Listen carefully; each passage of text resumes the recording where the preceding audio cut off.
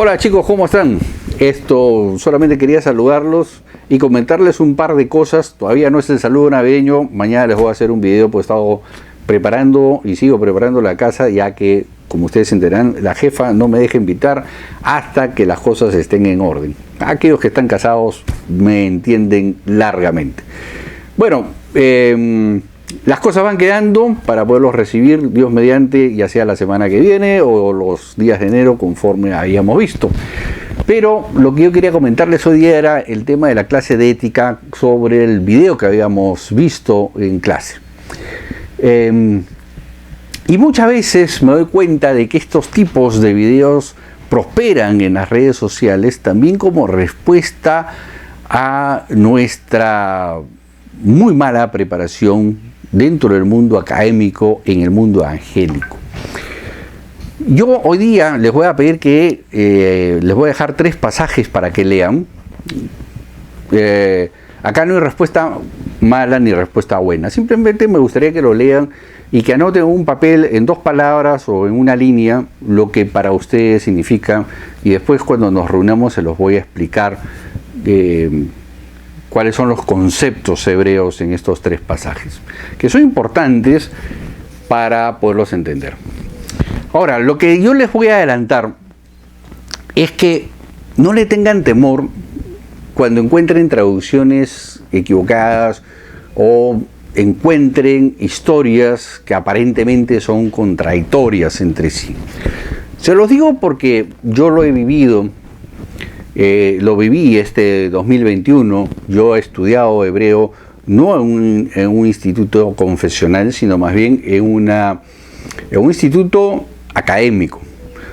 Y la diferencia de estudiarlo en un tema confesional, que cuando tú estudias un idioma en un instituto confesional, este cuida de alguna manera el dogma y trata de sostener el dogma, mientras que cuando es tema académico, sobre todo el profesor que yo he tenido, que es un filólogo hebreo, es decir, es un especialista de dónde viene la raíz de cada palabra, y te encuentras con ciertas palabras que han sido muy mal traducidas, y entonces el filólogo te baja el caballo en una, y honestamente varias veces me he sentido muy decepcionado sobre las traducciones, inclusive confrontado hasta con mi fe.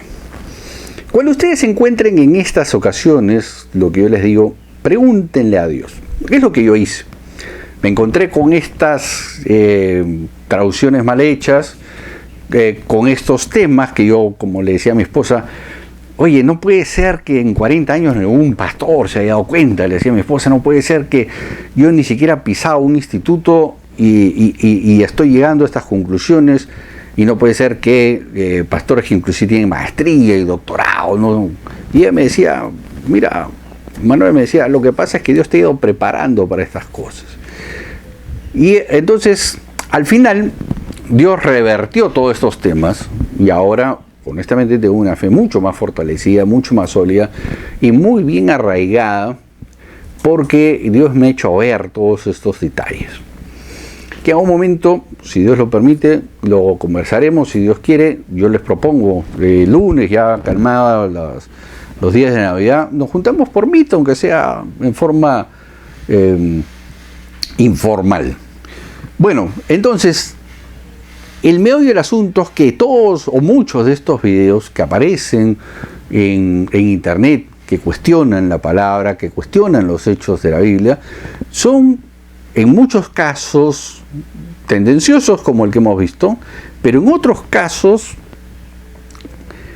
están fundamentados en el sentido de que nuestra paupérrima preparación académica nos hace presentar un evangelio y una historia de Israel muy pobre, totalmente ignorante, para ser claro, frío y contundente. Y se los digo directo porque la idea, o al menos mi idea, es que si nosotros nos estamos preparando para enseñar, nosotros ya no deberíamos cometer los errores que cometieron con nosotros. ¿Me explico? Yo ahora veo que hay una serie de faltas de pastores que lo hicieron con muy buena onda, muy buena actitud, pero que se equivocaron en el camino. Y eso fue justamente por un tema de desconocimiento profundo de la historia, la verdadera historia de Israel, que está en nuestras Biblias. Y que nos las han higienizado.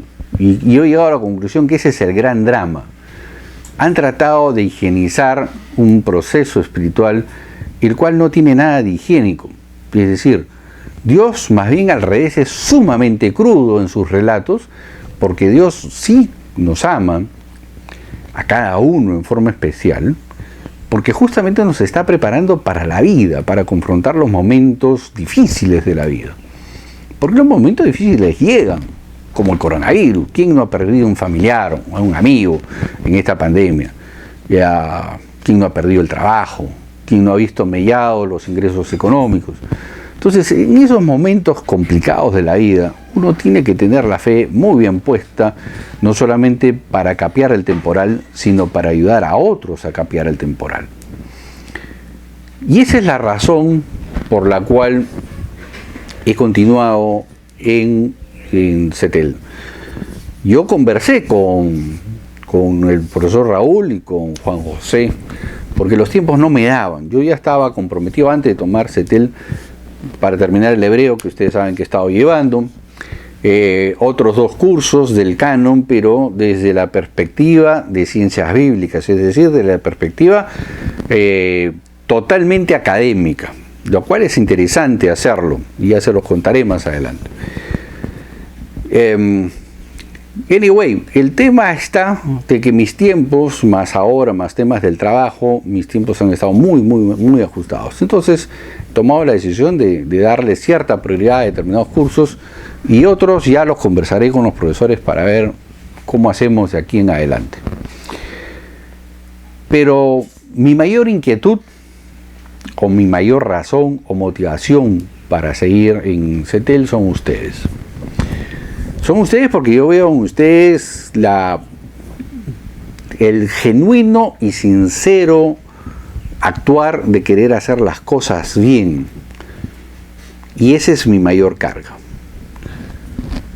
La paupérrima preparación, y reitero, paupérrima preparación del mundo evangélico, sobre todo el mundo evangélico latinoamericano y sobre todo el peruano, a mí me ha causado mucho dolor. Y lo que más dolor me causa es cuando veo desinterés.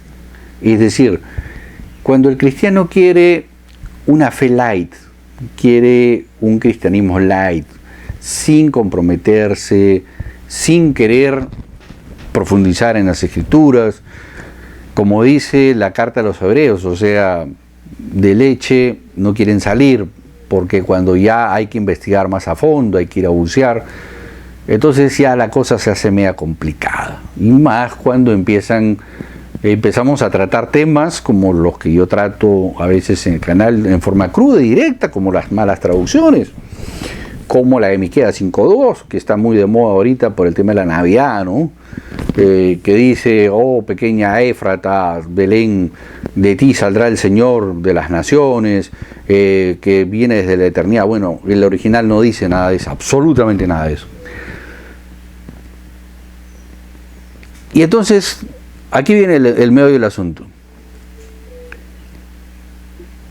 Si nosotros queremos refutar a gente como la del video que hemos visto en clase, estamos en la obligación de prepararnos para preguntas difíciles y complicadas, para justamente desalentar ese tipo de cosas y no reducir nuestra defensa a mí no me parece, yo no estoy de acuerdo. Por ejemplo, cuando mencioné, y yo sé que más de uno se sintió un poco incómodo cuando saqué un par de libros que estaban totalmente errados, ¿no? Fijando la fecha de nacimiento de Jesús en el 5 a.C. Entonces, o el libro está en lo cierto y la Biblia está equivocada, o la Biblia está en lo cierto y el libro está equivocado.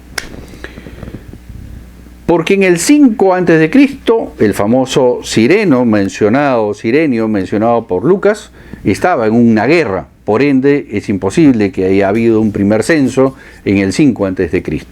Por ende, decir que Jesús nació en el 5 a.C. es un disparate académico y es un disparate histórico. Pero la gente lo repite, porque así se lo enseñaron. O decir que Jesús murió en el 30 y Juan el Bautista empezó su ministerio en el 26 DC.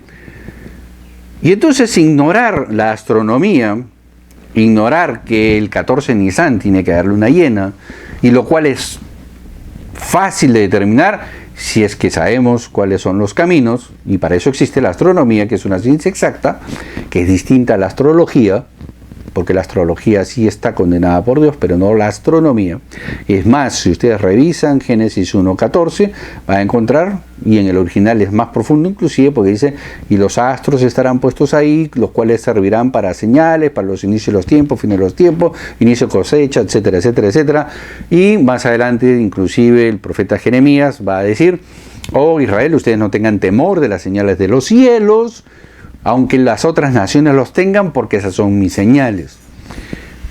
Bueno, por ejemplo, Apocalipsis 12:1, ¿no? Y en los cielos habrá una gran señal, la cual muchos coincidimos de que ya se dio en el 2017, señal única astronómica, que nunca se había presentado, dicho sea de paso, en el mundo astronómico, y sin embargo eso ya se dio. Bueno, anyway, entonces el asunto está, ¿qué hacemos nosotros? ¿Rompemos nuestros paradigmas? ¿Estamos dispuestos a ir más allá de lo que pensábamos ir en nuestros estudios para nosotros instruir correctamente a la gente? Y aquí yo les dejo, para terminar, estos 3 pasajes. Comparen Génesis 12 y Génesis 20, el evento de Abraham, Sara y el faraón.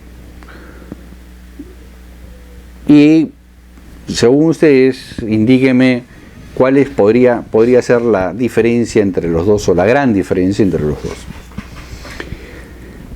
Después de Deuteronomio, capítulo 23, 17, solamente ese versículo, si quieren un poquito el anterior y el posterior. Pero según ustedes, ¿qué cosa dice ese capítulo? Ese versículo, Deuteronomio 23, 17. Y por último lean Ruth capítulo 3, cuando Noemí le da las indicaciones a Ruth de cómo llegar a Booz.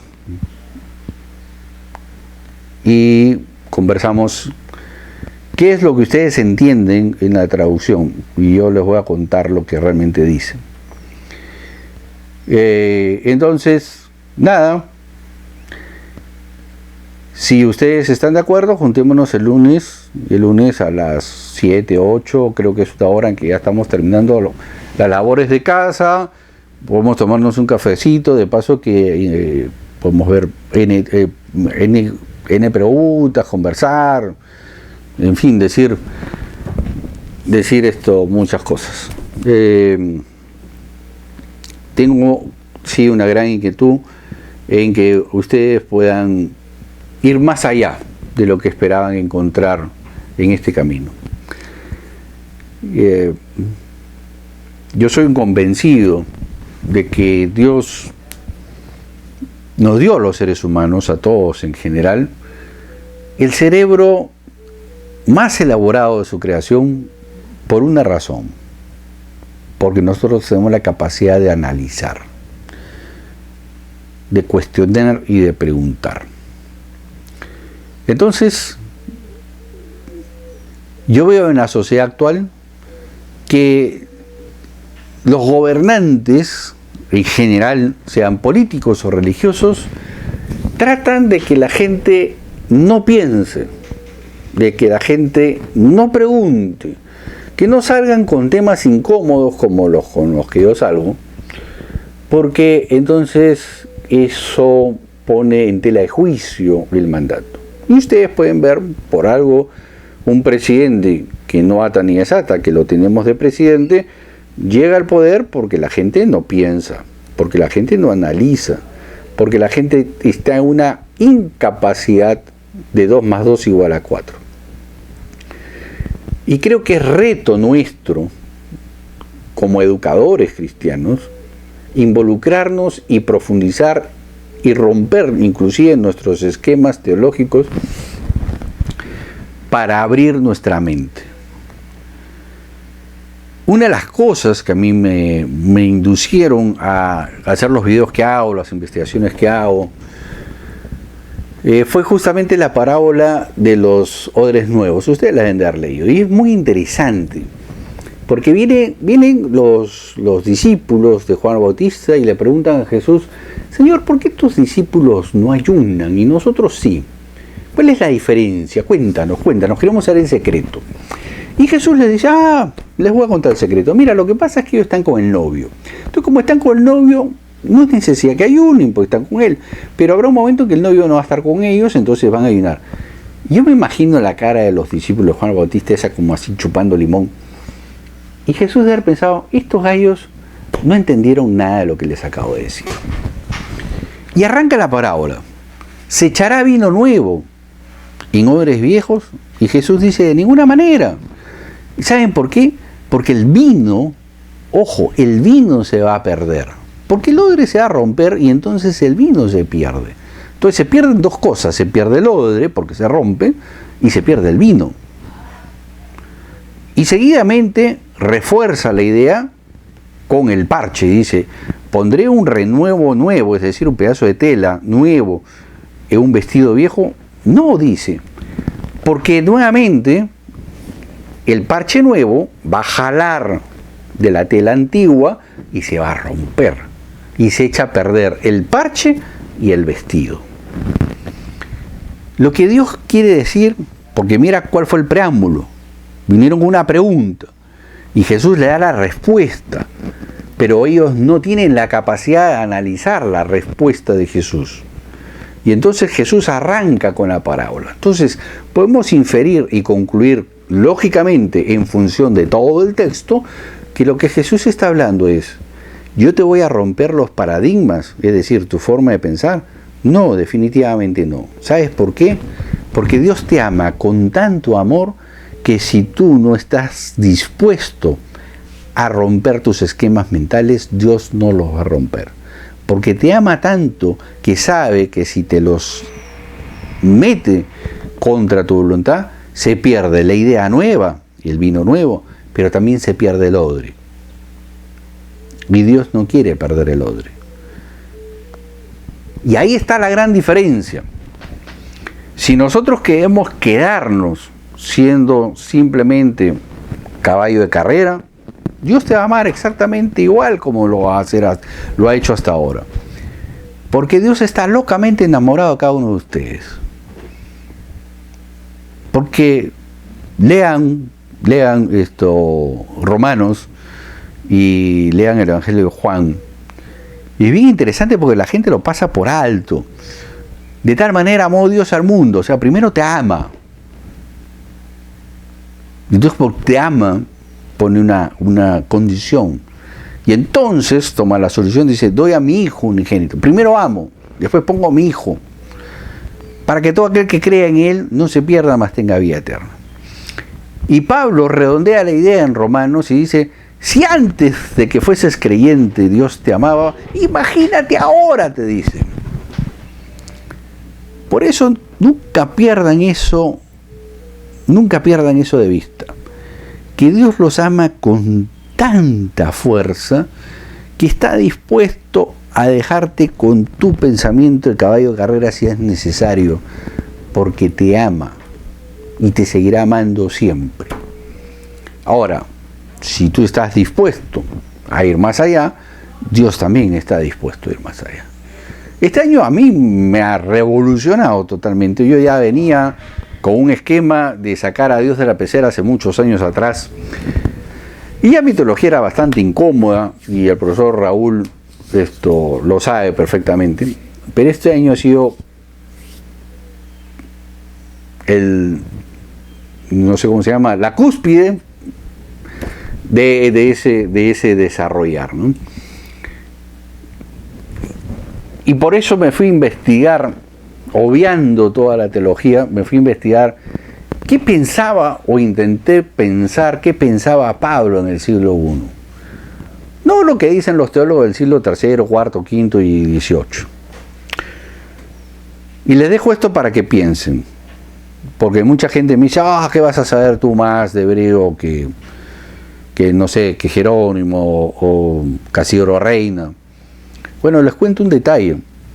Recién en el siglo XX, recién a partir del año 1900, a raíz de la arqueología moderna, se descubrieron muchas cosas que han enriquecido el conocimiento de las lenguas semíticas, o sea, entre ellas el hebreo, el arameo, el ugarítico, el ugarítico es la abuela del idioma hebreo, y el arameo es prácticamente el papá del idioma hebreo.